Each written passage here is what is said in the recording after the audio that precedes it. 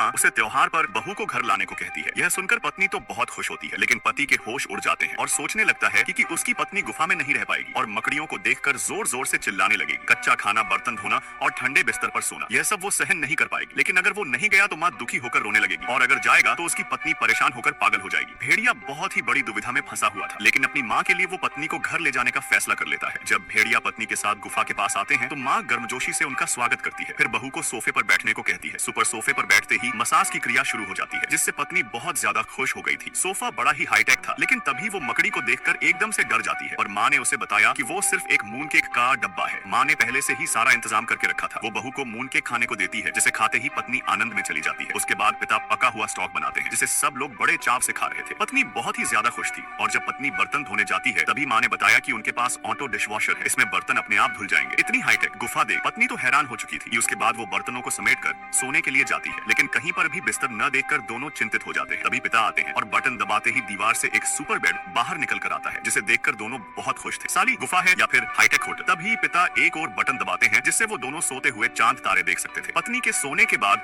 भेड़िया पिता के पास जाता है और जीवन के बारे में बहुत बातें करते हैं। भेड़िया अपने पिता का बहुत आभारी था। तभी पिता कहते हैं कि वो जानते थे कि तुमने एक इंसान से शादी करी है जो वाकई में एक अच्छी इंसान है, इसलिए उन्होंने पहले ही गुफा को हाईटेक बनवा दिया था ताकि बहू को कोई भी परेशानी ना झेलना पड़े।